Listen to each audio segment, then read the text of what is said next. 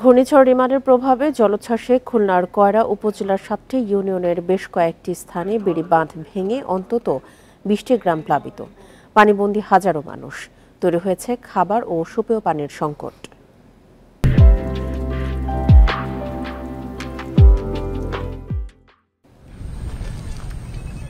খুলনার কয়রা উপজেলার মহেশ্বরীপুর ইউনিয়নের তেঁতুলতলা গ্রাম এটি। ঘূর্ণিঝড় রিমালের তাণ্ডবে বেড়িবাঁধ ভেঙে প্লাবিত হয় গ্রামটি। পানি এখনো নামেনি।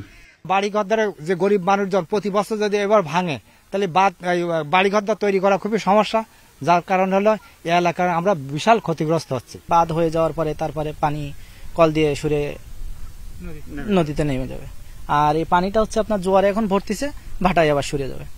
পানিবন্দী হয়ে চরম দুর্ভোগে গ্রামবাসী। সবচেয়ে বেশি বিপদে নারী ও শিশুরা।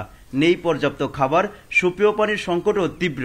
সব জায়গায় পানির বেশি লবণাক্ত পানি, তার জন্য আমরা মিষ্টি পানি পাই না, সেজন্য পানির কষ্ট। ওইখানে ঘরের অর্ধেক সন্নিকুর মাটি সব ধুয়ে বাড়িয়েছে, ঘরের ভিতরে থাকার কোনো আশ্রয় নেই। সেই সঙ্গে তৈরি হয়েছে গবাদি পশুর খাবারের সংকট।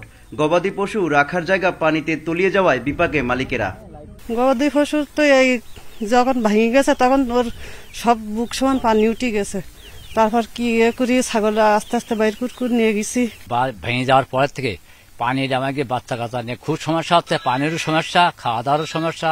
আর এই পর্যন্ত কেউ বানতে আসেনি এদিকে, আর কেউ দেখাশোনা করতেও আসেনি এখন। কয়রা উপজেলায় ঘূর্ণিঝড় রিমালের প্রভাবে ভেসে গেছে শতাধিক চিংড়ির ঘের। স্থানীয়রা বলছেন দুর্বল হয়ে পড়ায় জোয়ারের সময় এখনো ভাঙছে বাঁধের কোনো কোনো অংশ। এক পাশে সুন্দরবন, আরেক পাশে জনবসতি। ঘূর্ণিঝড় রিমাল আসার পর থেকে এখানকার মানুষ পানিবন্দী। এখানে নেই পানি, রয়েছে খাবারের সংকট। গত 2 থেকে 3 দিন ধরে সরকারের পক্ষ থেকে বা জনপ্রতিনিধির পক্ষ থেকে কেউ আসেননি এখানে দেখাশোনা করতে।